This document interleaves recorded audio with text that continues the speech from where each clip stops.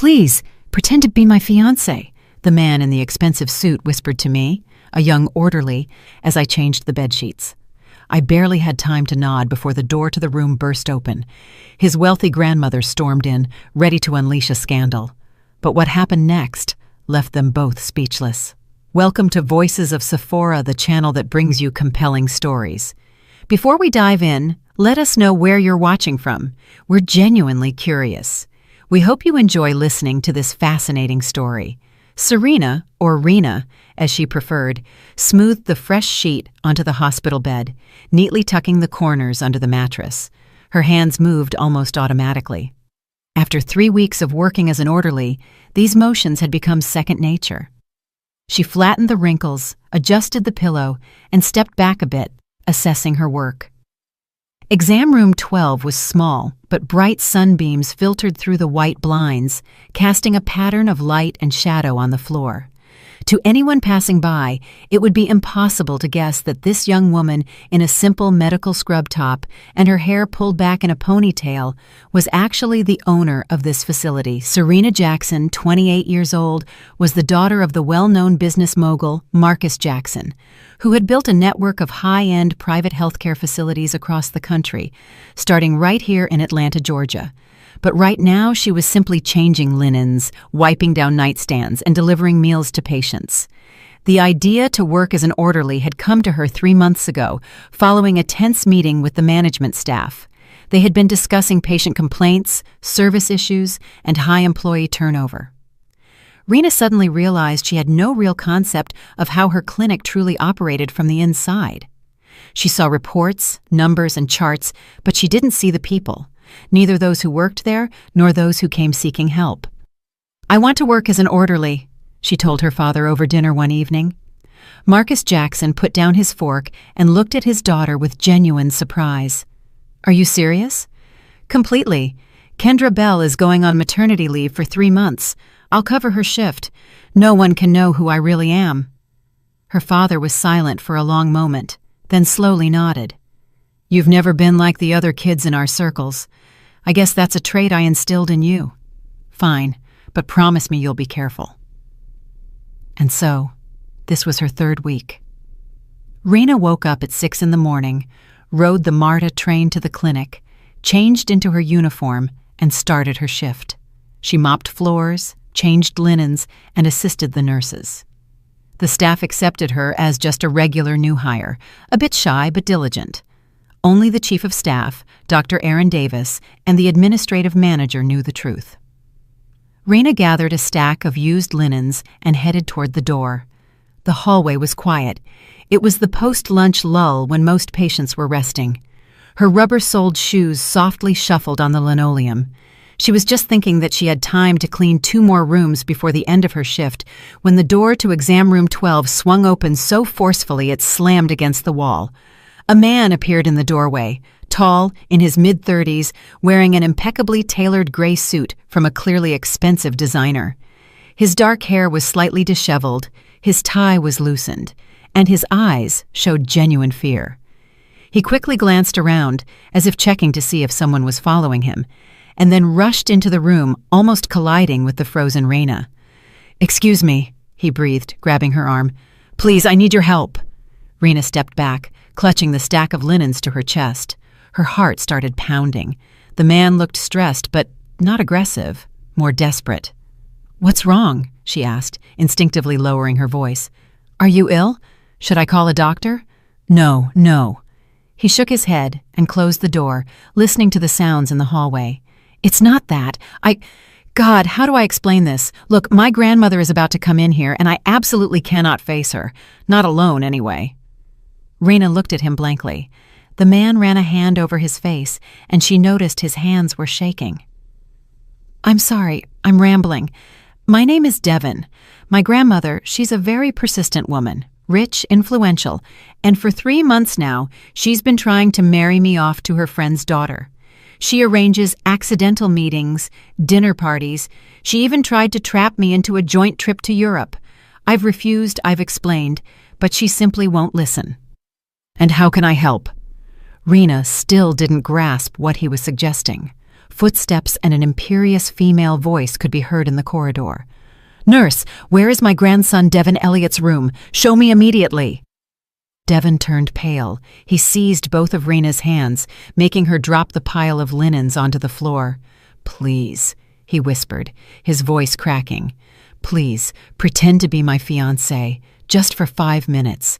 She needs to see that I have a girl, that I'm not available, that her candidate isn't necessary. I know this is crazy. I have no right to ask this of a total stranger. But I'm desperate. She's driving me to a breakdown. Please." Rena looked into his eyes and saw not audacity or calculation, but genuine despair.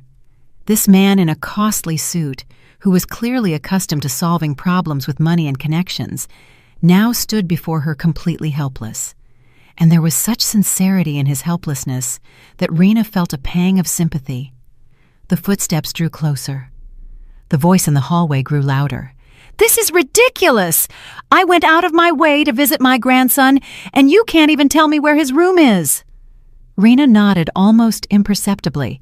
She hadn't even fully processed her agreement when the door burst open and a woman in her 70s practically swept into the room. She was elegant, dressed in a sharp designer suit, with an impeccable silver hairdo and a rope of pearls around her neck. Trailing behind her was a breathless nurse who threw up her hands in defeat. "Devin!" the older woman exclaimed, but then stopped short, taking in the scene before her. Devin stood, still holding Rena's hands.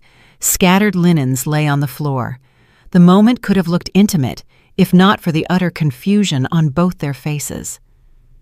"Grandmother," Devin exhaled, not letting go of Rena's hands. "I wasn't expecting you." The woman eyed Rena with a clear look of disapproval. "And who is this? A girl?" A silence hung in the air. Rena felt her heart hammering. She still didn't fully understand what she had gotten herself into, but since she had agreed, she had to play the part. "My name is Serena," she said, trying to keep her voice steady. "It's a pleasure to finally meet you." "Serena is my fiancée," Devin added, and Rena felt his fingers tighten around hers. "I wanted to tell you myself, grandmother, but not in this setting." His grandmother measured Rena from head to toe, her lips pressed into a thin line. "Your fiancé," she repeated, with barely concealed sarcasm. "And where did you two meet? Cleaning the rooms?" Rena felt her cheeks flush. She glanced down at her slightly rumpled uniform, at the rubber gloves she hadn't managed to remove. "We met a month ago," Devin quickly interjected. "And yes, Serena works here. She's wonderful, kind, sincere—" "Not like the girls from our circle," his grandmother interrupted. "Devin, have you completely lost your mind? An orderly? Are you really so desperate?" "Eleanor Vance," the nurse still standing in the doorway intervened. "Maybe we shouldn't make a scene in a patient's room." "Don't interfere," Eleanor snapped. "I am speaking with my grandson. Devin, stop this farce immediately. Do you realize your father would turn over in his grave if he knew you were planning to marry—" "Whom?" Rena couldn't take it anymore. "Finish that sentence." Her voice came out firmer than she expected. Eleanor Vance turned to her, raising an eyebrow. "A simple orderly. A girl with no credentials, no standing in society, no—" "I have credentials," Rena cut in, feeling the anger rise inside her. "And I work here by choice." "By choice?" the grandmother sneered. "Of course. Who wouldn't jump at the chance to snag a rich husband in a private clinic? I've seen girls like you, miss. You're all the same, circling around wealthy men, hoping to—" "Enough!" Devin stepped forward, shielding Rena. "Grandmother, you're going too far. You don't know Serena, and you have no right to judge her." "I have the right to look out for you." Eleanor's voice climbed higher. "You are my only grandson, the heir to our name, our legacy. You can't just up and marry the first cleaning lady you meet." "I'm an orderly," Rena quietly corrected. "And I wasn't snagging anyone. Devin and I—" She stumbled, unsure how to continue. The story was improvised, and she had no details. Devin caught her eye and gave a slight nod, as if to say, "Keep improvising." "We met by chance," Rena continued. "Devin was visiting a friend here. We started talking. He was kind, attentive. He didn't look down on me or judge me based on my clothes or my job. He just talked to me like a person." There was truth in those words, even if it wasn't the truth she was speaking of. In her 3 weeks of working as a simple orderly, Rena had observed how people judged each other. Doctors looked down on orderlies, wealthy patients spoke to the junior staff like servants, and only a very few, saw them as simply people doing their jobs. Eleanor Vance sniffed. What a touching story. Devon, are you truly so naive? This girl planned everything in advance. She knew who you were, knew about your position, your money, and she played the role of the humble Cinderella to— I didn't know, Rena stated firmly. He didn't introduce himself by his last name, and he didn't mention money. We were just talking. She was surprised by how easily the lie rolled off her tongue. Maybe it was because there was a grain of truth in it. She genuinely wanted people to see her as just Rena, not the daughter of the clinic's owner, not an heiress to a fortune. Grandmother, please. Devon moved closer to Eleanor Vance. I'm a grown man. I'm 36 years old. I can decide who I want to be with. You decide with your heart, not your head, she snapped. Just like when you abandoned your law practice for some architecture firm, or when you turned down a seat on your grandfather's company board. You've always been a dreamer, Devon, but you can't dream when it comes to marriage. You have to think with your head. So marriage is just a transaction. Bitterness crept into Devon's voice. A contract between two families where feelings don't matter. Feelings develop over time, Eleanor said stiffly, but foolishness lasts forever. Rena stood with her arms crossed, feeling completely superfluous to the conversation. She saw the pain in Devon's eyes, the intransigence on his grandmother's face, and knew this wasn't the first time this scene had played out between them. You know what? Devon ran a tired hand over his face. We'll discuss this later. Not here, not now. We will discuss it now, Eleanor insisted, before this girl can sink her claws in deeper. Devon, I know a good lawyer who specializes in prenuptial agreements. We can— I'm leaving, Rena suddenly announced. Both of them turned to her. She picked up the linens from the floor, neatly folded them, and headed for the door. Serena, wait, Devon began, but she shook her head. I need to finish my work. Excuse me. She walked out into the corridor, feeling Eleanor Vance's eyes on her back. The nurse, who was still standing nearby, offered a sympathetic smile. Don't worry, dear, she said softly. It happens. Rena nodded and quickly walked down the hall, hearing the argument continue behind her. The grandmother's voice rose again. Devon was answering something. Rena turned the corner and leaned against the wall, trying to catch her breath. What in the world was that? She had agreed to a crazy request from a stranger and gotten herself entangled in someone else's family drama. And now, somewhere in the clinic, there was a wealthy, influential woman who thought she was a gold digger. Rena checked her watch. She still had 2 hours left in her shift.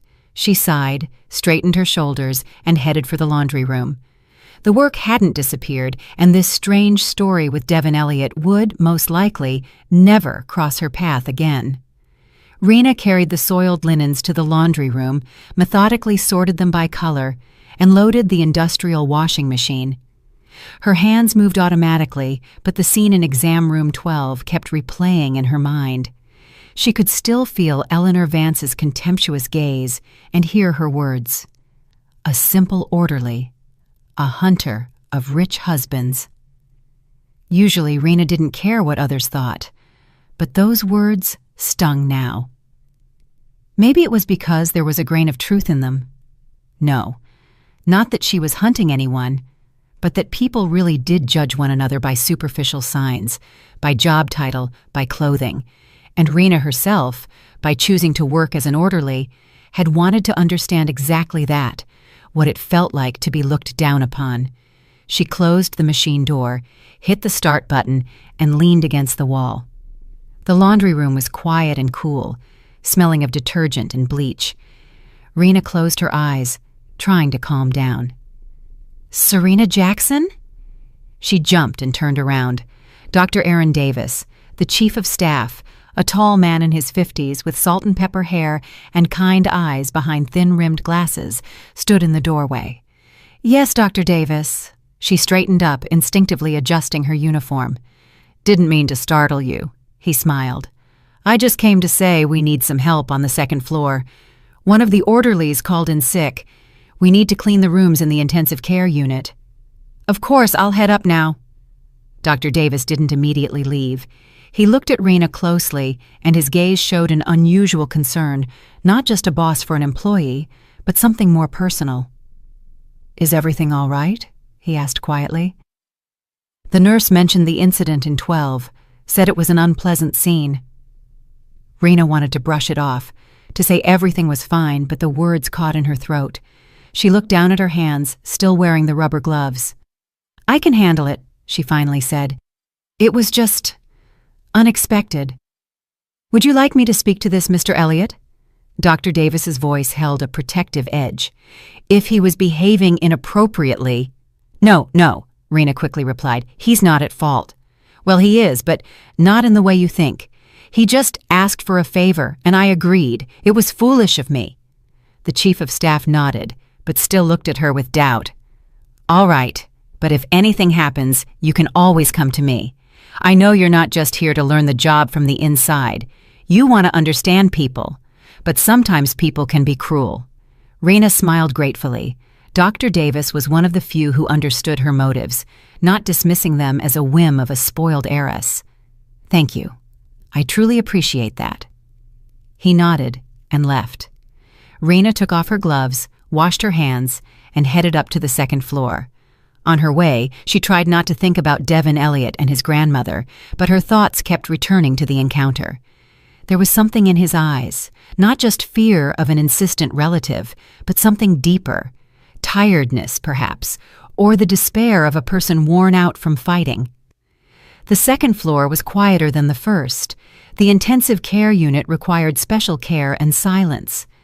Rena took a cart with cleaning supplies and methodically began to clean the rooms. The work was calming. Clear actions, clear results. Mop the floor, wipe the surfaces, change the linens. Simple and straightforward. She finished the fourth room and stepped out into the corridor when she heard a familiar voice. Excuse me, have you seen the orderly? Tall, dark hair, hasn't been working here long. Devin. He was standing at the nurse's station, clearly agitated, questioning the duty nurse, Margaret.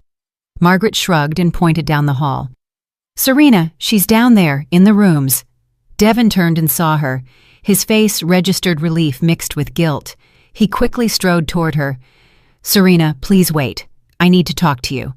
She wanted to turn away, to pretend to be busy, but something in his tone made her stop. He looked exhausted. His tie was completely undone, his jacket was off and tossed over his arm. There were beads of sweat on his temples. Mr. Elliott, she began in a formal tone, I'm working, and I think we've already spoken enough. I know. He stopped a couple of steps away from her. I know I acted terribly. I dragged you into this ridiculous situation, exposing you to my grandmother's attack. But please, hear me out, just for a couple of minutes. Rena hesitated. The rational part of her said, refuse, leave, forget about him. But another part, the one that was always too curious, wanted to hear his explanation. 2 minutes, she said, pulling the cart over to the wall. I really do have work.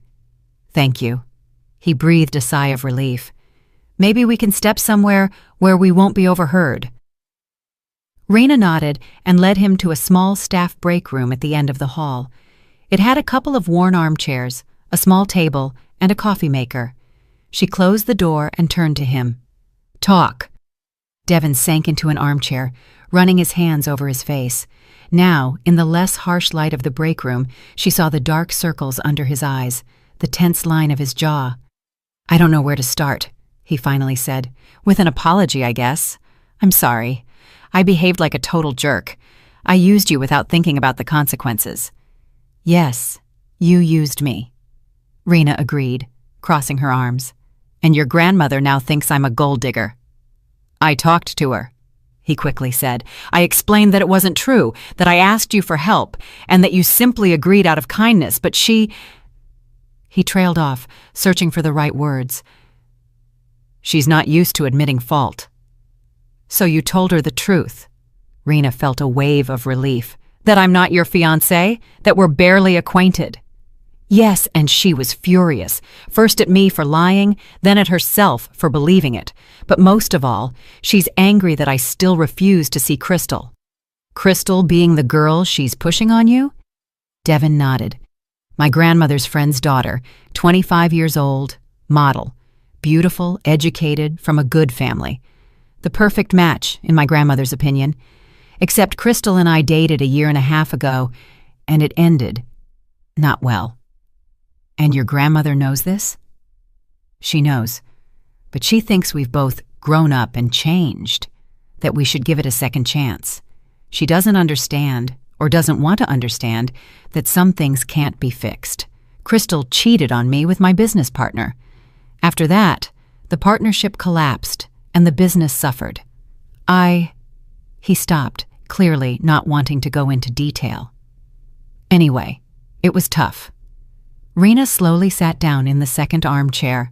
The story was becoming clearer and more disheartening, and your grandmother thinks wealth and status are more important than trust. She thinks young people make mistakes, and adults should be pragmatic, Devin replied wearily. Crystal is single now, and I'm single. Our families are friends, logically, from her perspective, but not logical from yours. Completely illogical. He looked at her, and there was such exhaustion in his eyes that Rena felt unexpected compassion. That's why I panicked when I found out she was coming to the clinic. She called me this morning, saying we needed to meet to discuss important business. I knew it was about Crystal again, and a quiet knock came at the door. Rena jumped and turned around. Dr. Davis stood in the doorway. His gaze flickered from Rena to Devin and back. Apologies for the interruption, he said in an even voice. Serena, they're asking for you downstairs in the admissions office. A slight mix-up with a patient's paperwork. Rena stood up, grateful for a chance to break off the conversation. She felt herself starting to empathize with Devin, and that was dangerous. She shouldn't get involved in other people's problems. Of course, Dr. Davis, I'll be right down. The chief of staff didn't move. He was still looking at Devin, and there was something assessing in his gaze. Mr. Elliott, if I'm not mistaken, he said, we weren't formally introduced. I am the chief of staff of this facility, Dr. Aaron Davis. Devin stood up and extended his hand. Devin Elliott, very nice to meet you. They shook hands. Dr. Davis smiled, but the smile didn't reach his eyes. I hope our employee hasn't caused you any inconvenience. Serena is one of our best workers despite her short tenure. No, not at all, Devin shook his head. On the contrary, I caused her inconvenience and came to apologize. Commendable, the chief of staff nodded. Serena, don't forget admissions. Rena nodded and moved toward the door, but Dr. Davis didn't immediately step aside. He paused on the threshold, looking at Devin. You know, Mr. Elliott, he said thoughtfully, we have very strict rules here at the clinic regarding staff interaction with visitors. We value professionalism. He paused, and respectful treatment of all employees, regardless of their position. Rena froze. There was no direct threat in the chief of staff's words, but the subtext was obvious. Don't you dare offend her. She felt both gratitude and awkwardness. Dr. Davis was defending her, but doing so as if she couldn't stand up for herself. I understand, Devin replied, and there was no irritation in his voice, only seriousness. And I completely agree. Respect for people doesn't depend on their job title.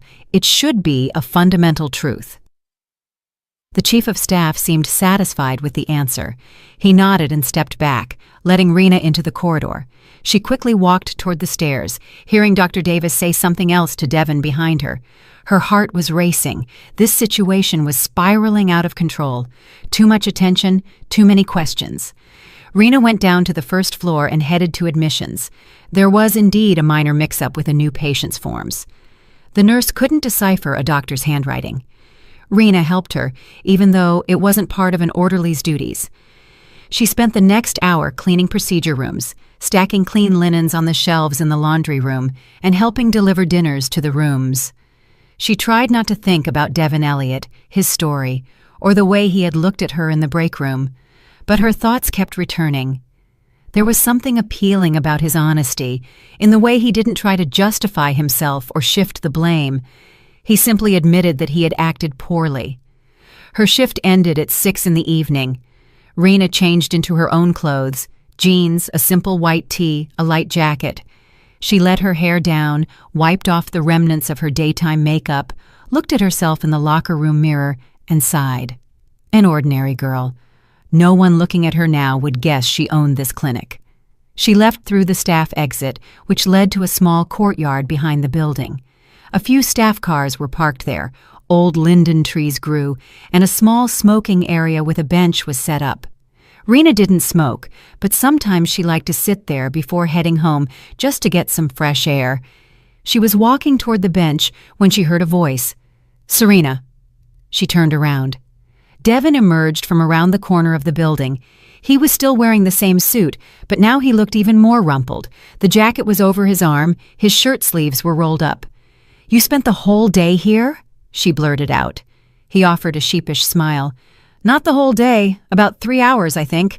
I didn't know when your shift ended, so I decided to wait. The guard said staff exit here." Rena didn't know what to think. On the one hand, it was strange and a little unnerving. A man she barely knew had waited for her for several hours. On the other hand, there was nothing threatening about his behavior. He stood at a respectful distance, held his hands where she could see them, and made no move to come closer. "Why?" she asked. "I just wanted to apologize again. Properly apologize, not in a work setting." He paused, clearly searching for the right words. "And to thank you. You helped me when you could have just refused. That means a lot." Rena shrugged. "It wasn't heroic. It was just the right thing to do," he finished for her. He stepped closer, and she noticed he was holding a bag from a bakery. "I don't know your preferences, so I bought an assortment, pastries, eclairs, macarons. I hope you like at least something." Rena looked at the bag, then at him, and suddenly burst out laughing, the first time all day. She laughed at the absurdity of the situation, at his serious face, at how ridiculous it all was. "You think pastries fix everything?" "No," he answered honestly, "but I hope it at least shows that I genuinely regret it, and that I'm not a complete idiot, although this morning suggests otherwise." Rena took the bag. It was warm, and it smelled of vanilla and chocolate. "Thank you," she said more gently. "This wasn't necessary." "It was," Devin countered. "It absolutely was. You did more for me than many people close to me. You pretended to be my fiancé, listened to my story, and didn't immediately tell me where to go." She smiled again. There was something disarming about his self-deprecation. "Did your grandmother really leave?" "Yes. She chewed me out like a kid and drove off. But I know this isn't the end. She'll be back with new arguments, new ideas. She doesn't give up easily." "Family," Rena murmured. "Exactly." He looked at her intently. "Do you have difficulties with your family too?" Rena wanted to give an evasive answer, but instead she heard her own voice. "Sometimes. My father, he loves me very much, but sometimes that love turns into hyperprotection. He wants to shield me from the world, but he doesn't realize that by doing that, he's shielding me from life." She stopped, surprised by her own candor. Why had she told this stranger that? Devin nodded, as if understanding. "My grandmother also thinks she's protecting me from making the wrong choices, from mistakes, from people she thinks aren't right for me, but she doesn't realize that protection can be a prison." They fell silent. The evening air was cool, smelling of linden blossoms and freshly cut grass. Somewhere in the distance, the city highway roared, but here, in this small courtyard, it was quiet and peaceful. "I should go," Rena finally said. "Thanks for the pastries." "Wait," Devin took a step forward. "Can I walk you out? To the bus stop? To your car? Wherever you need to go?" Rena hesitated. Common sense told her to refuse, but something inside her wanted to continue the conversation, to learn more about this strange man who was hiding from his own grandmother and had waited 3 hours for her with pastries. "You can walk me to the subway," she said, "if you promise not to stage any more scenes with fake fiancés." He laughed, a genuine, free laugh. "I promise. One time was more than enough." They walked along the path toward the courtyard exit. Rena found herself thinking that the day, which had started so strangely, was ending even stranger. But for some reason, she felt calm next to this man. Maybe it was because he was honest, or maybe because beneath his outward success, she saw the same weariness of external expectations that she felt herself. "You know," Devon said as they stepped out onto the street, "I never even asked. Have you been working at the clinic long?" "Not very," Rena answered vaguely. "Only 3 weeks." "And what are your impressions?" "It's interesting. You learn a lot about people, about how they behave when they think no one is watching." He looked at her curiously. "That sounds philosophical for an orderly's job." Rena shrugged. "Any job can be philosophical if you think about it. You're an architect, if I understood correctly from the conversation with your grandmother." "Yes," he nodded. "I once wanted to build museums and theaters. Now I mostly design housing complexes and office buildings, less romantic, but more profitable." "Do you regret it?" He thought for a moment. "Sometimes, but life is a constant choice between dreams and reality." "True enough," Rena agreed. They reached the subway station. Rena stopped at the entrance. "Well, this is it.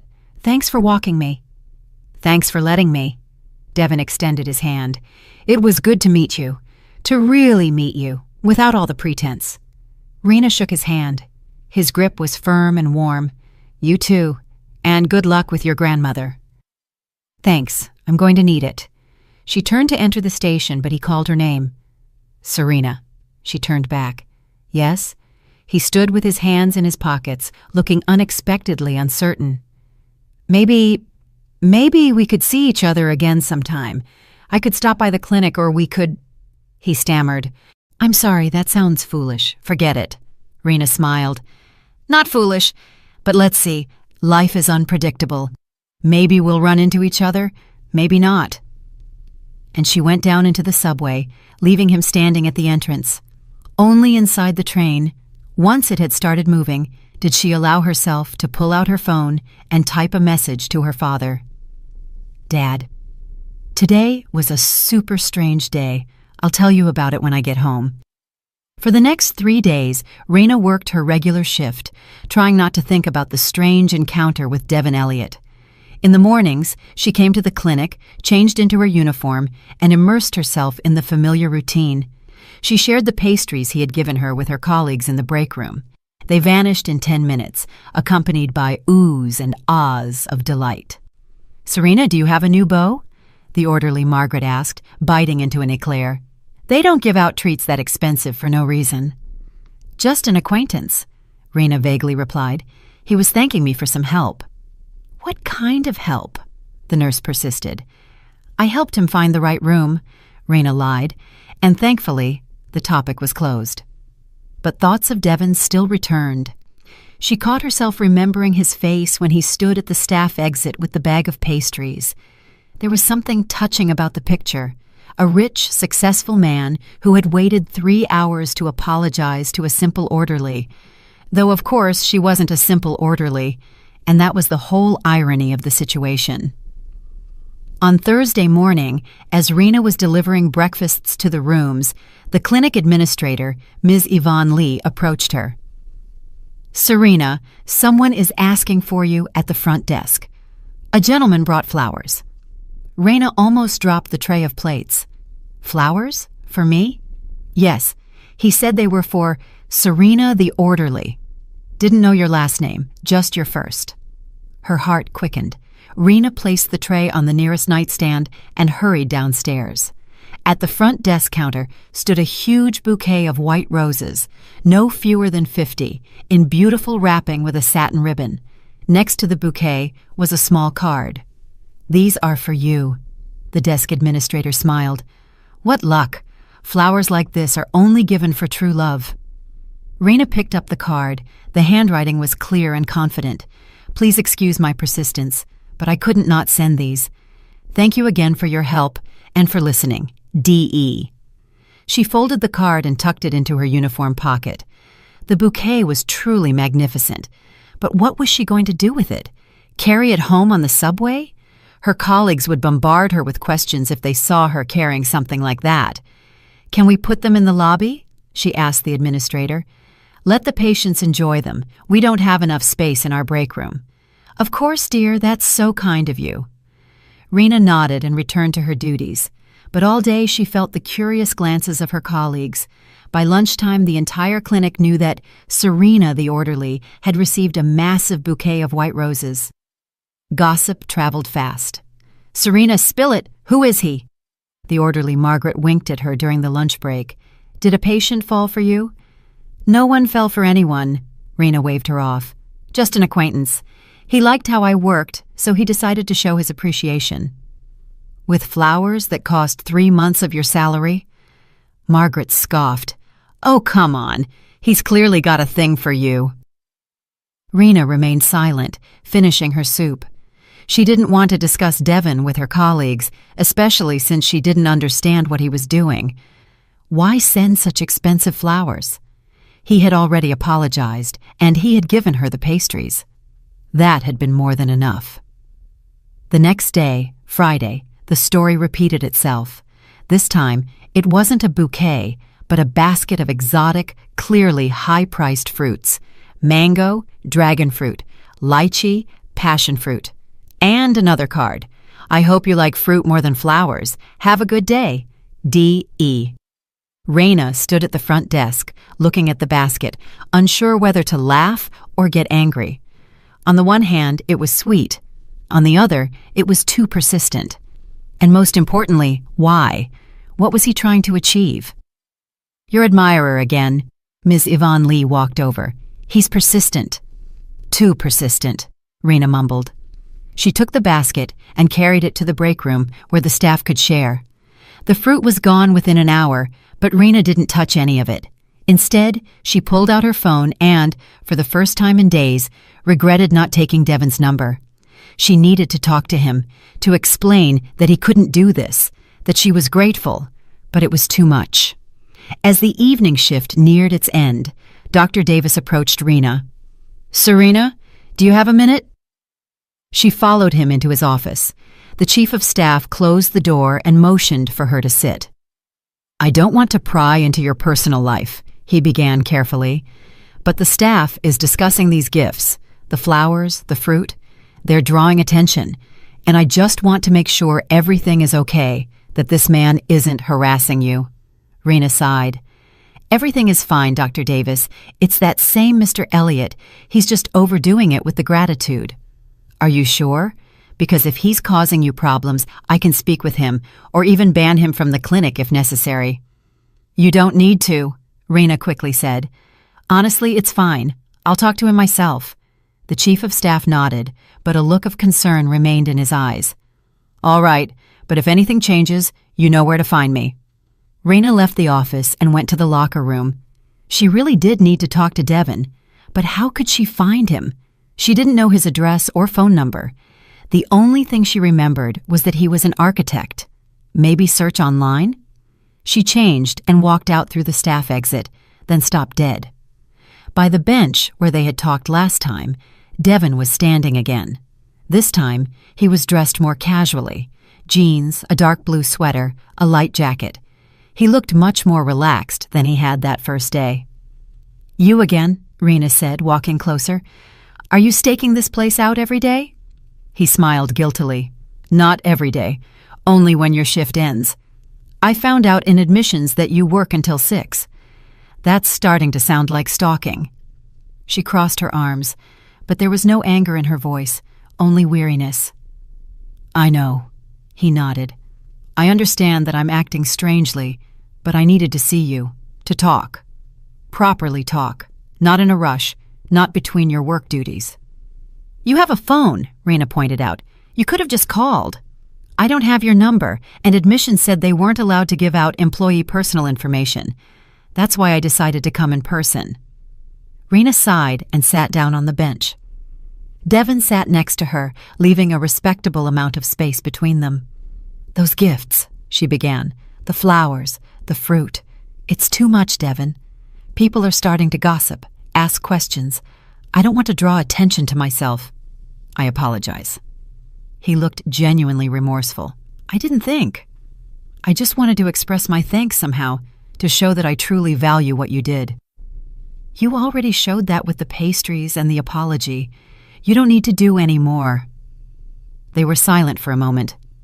Devon looked out at the linden trees, whose leaves were just beginning to unfurl.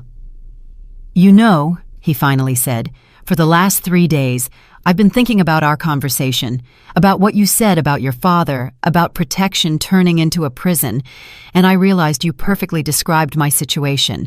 My grandmother loves me, but her love is smothering." Rena turned to him. "Have you tried talking to her seriously? Not in the middle of a conflict, but calmly, explaining how you feel?" "I have tried," he smiled sadly, "many times, but she's from a generation that believes elders know best, that life experience is more important than personal desires. For her, love is a luxury only the poor can afford. People in our circle have to think with their heads." "Your circle," Rena quietly corrected. He looked at her closely. "I'm sorry, I didn't mean to offend. It's just how I'm used to talking. The circle I grew up in, where money solves everything, where marriages are brokered like business deals. I've always hated it, but it's impossible to escape." "Why impossible?" "Because it's your family, your blood. You can move to the ends of the earth, but they'll still be a part of you. And when you're the only heir, the only one who has to carry on the lineage, the responsibility weighs twice as heavily." Rena listened to him and understood every word. She, too, felt the pressure of her father's expectations, the need to conform to the image of an heiress, a successor. That was why she had decided to become a simple orderly for a while, to escape that responsibility, even if only for 3 months. "I understand," she said, "more than you think." Devon turned his entire body toward her. "Really? Your father tries to control your life too?" "Not control, more like protect. He's afraid people will use me, deceive me, approach me only for money or connections. So he's constantly vetting my friends, acquaintances, even my coworkers." Devon frowned. "You're an orderly. Do orderlies work somewhere else?" Rena stopped short. She had gotten too caught up in the conversation and almost spilled the truth. She needed to think fast. "I meant my previous job," she quickly said. "Before the clinic, I worked somewhere else. That's where I had those problems with colleagues." Devon accepted the explanation. He nodded and leaned back on the bench again. "So we're both kind of trapped," he observed. "You in your father's golden cage of hyperprotection and me in the iron vice of family expectations." "Looks like it," Rena agreed. They sat in silence. Evening was falling, and the air was getting cooler. Somewhere in the bushes, a bird chirped, settling down for the night. "Serena," Devon suddenly turned to her, "can I ask you a strange question?" "After everything that's happened, there are no more strange questions." She smiled. "Why did you agree back then to pretend to be my fiancé? You could have refused, told me to leave, called security, but you nodded. Why?" Rena pondered. Why indeed? She hadn't analyzed her decision then. She had just reacted intuitively. "I saw fear in your eyes," she finally said. "Real, unfeigned fear. And I knew you weren't an arrogant type who was used to getting whatever he wanted. You were a desperate man, cornered, and I couldn't say no." Devon was silent, processing her words. "Thank you," he said softly, "for seeing that, for not judging. We all sometimes do foolish things when we're pushed against a wall." Rena shrugged. "That's normal." He looked at her with a long gaze that held gratitude and something else, something that made Rena look away. "Serena," he said, and there was an unexpected uncertainty in his voice.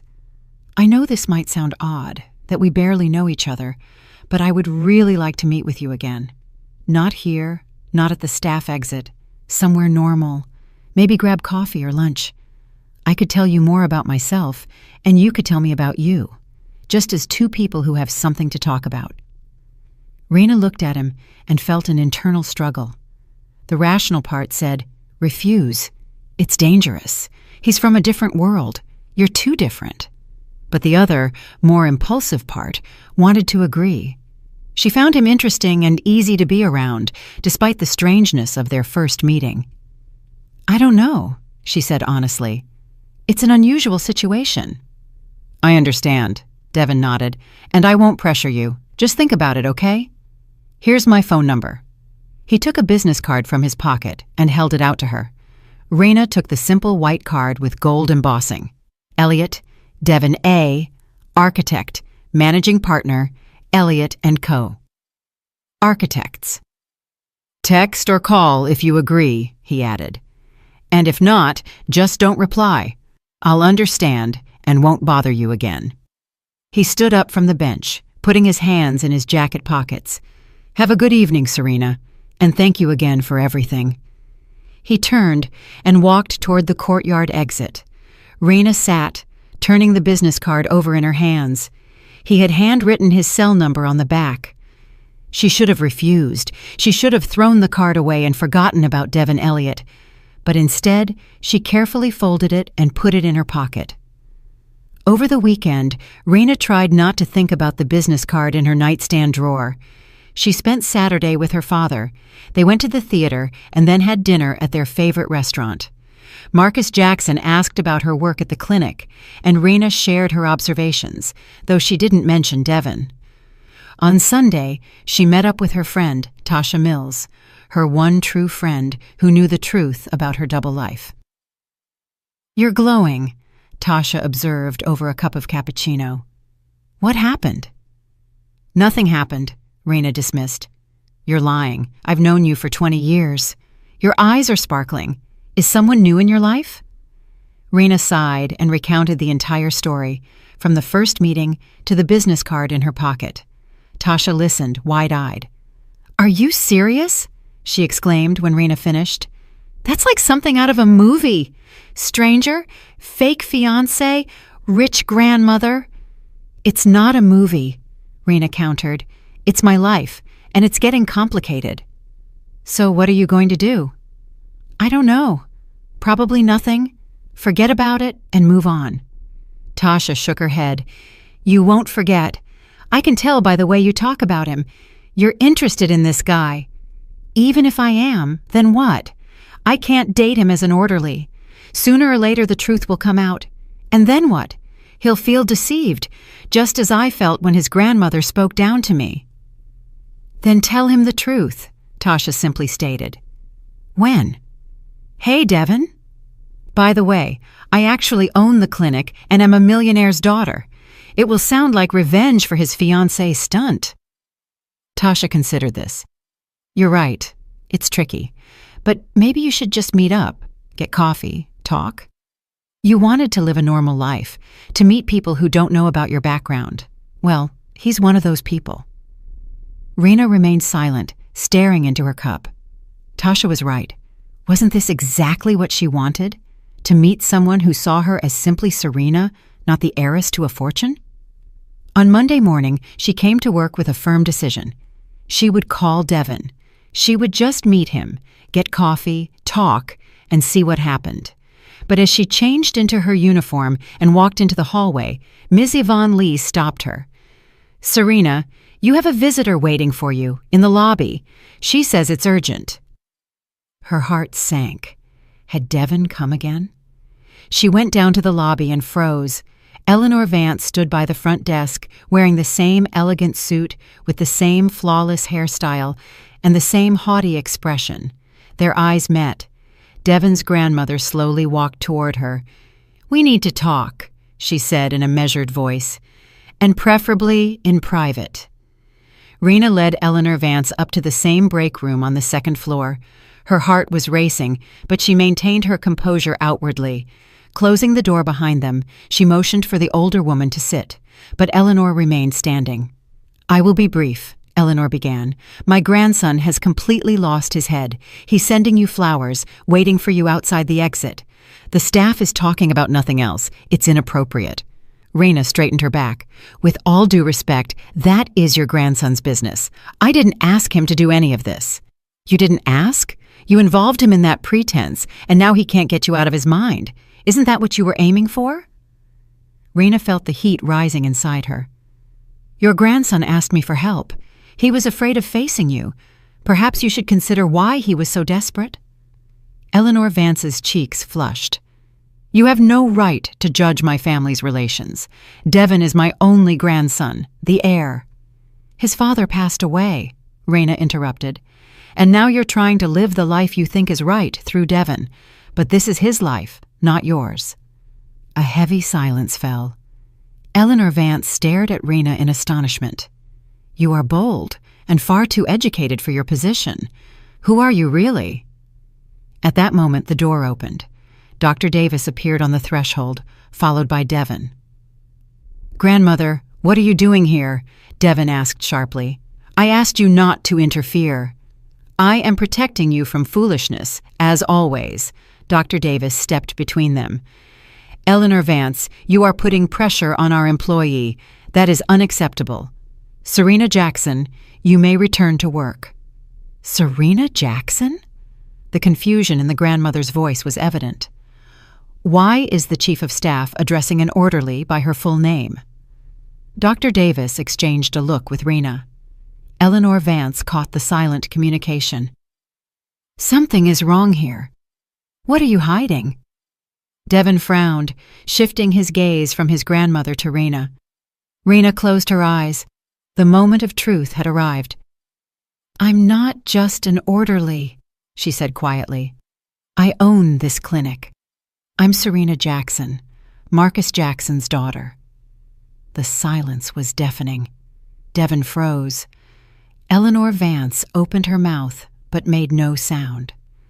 "I've been working as an orderly for the last 3 weeks," Raina continued, "filling in for an employee on maternity leave. I wanted to see how the clinic really works. No one knows, except for the chief of staff." "You," Devon took a step back. "You're wealthier than me, and you kept silent. Just as you kept silent when you asked me to pretend to be your fiancée," Raina shot back. "You didn't tell me who you were then either." "That's not the same thing. I asked for a favor, and you consistently lied." "I didn't lie. I was just working. Changing sheets, mopping floors. It was all real." Eleanor Vance finally regained her speech. "Serena Jackson, Marcus Jackson. I've met your father at charity events. He's one of the most respected people in the healthcare business." She sank into the armchair. "I called you a gold digger. Oh, God, what did I say?" "You didn't know," Raina shrugged. "Just as I wanted." Devon was still motionless. "Why didn't you say anything when I was talking about family pressure, about money? You understood all of it. You lived in the same world." "Because for the first time in years someone saw me as just a person," Raina replied, her voice ringing with pain. "Not the millionaire's daughter, not the clinic owner, just Serena. You talked to me as if I mattered on my own merit, and I liked that." Devon turned away toward the window. "This is cruel irony. I was hiding from my grandmother, who wanted to marry me off to a rich girl. I asked an orderly for help, and she turned out to be the richest of all." Eleanor Vance stood up and approached her grandson. "Devon, I was so wrong." She turned to Raina, and tears glistened in her eyes. "Please forgive me for those words, for the arrogance. I judged you by your appearance, by your job title, and you are more honorable than I could have imagined." "You were just protecting your grandson," Raina said gently. "I understand." Eleanor Vance walked over and took her hands. "Can you forgive a foolish old woman?" "Of course. We all make mistakes sometimes." Devon finally turned back. "You worked as an orderly, mopped floors, changed sheets, knowing all of this belonged to you. Why?" "I wanted to understand how the clinic works from the inside, how staff are treated, what problems people have. Reports don't give the full picture." "It's both crazy and brilliant," Devon said. Raina offered a faint smile. "Or maybe just the whim of a rich girl." No, Devon objected sharply, walking toward her. Most people in our position don't even think about how their employees live. But you became one of them, temporarily. In a month, I'll be back in the owner's office. But these 3 weeks, you were real. With the patients, the staff, and with me. It was all real, wasn't it? Raina met his gaze. Yes, it was all real. Eleanor Vance cleared her throat softly. Maybe I should leave you two alone. No, Raina said. I really do need to get back to work. I still have half a shift left. You're going to keep working as an orderly? Devon looked surprised. Even after the truth is out? I promised to cover for Kendra Bell for 3 months. I'm not the type to drop things halfway. Devon laughed. You are incredible. Raina nodded to both of them and headed for the door, but Devon called out to her. Serena, wait, that coffee invitation, is it still on the table? She turned back. He looked at her with hope. I'll think about it, she replied, and left. In the hallway, she leaned against the wall, closing her eyes. The truth was out, and the world hadn't collapsed. Devon hadn't accused her of deceit. He had called her incredible. Over the next few days, the clinic staff slowly learned the truth. Dr. Davis called a general meeting and explained the situation. Reactions varied, but most were understanding. You're amazing, Serena, Margaret said. Not every boss would go that far. Raina continued to work as an orderly, even though everyone now knew the truth. Devon came every day. Sometimes he just sat in the lobby, working on his laptop. Sometimes he brought coffee for the whole staff. He didn't pressure her. He didn't insist. He was just there. Eleanor Vance also became a regular visitor to the clinic. She would come and talk to Raina during breaks. I was so foolish, she confessed. I thought money and status were everything, but you and Devon showed me that sincerity and dignity are what truly matter. At the end of the second week, Devon waited for Raina by the staff exit.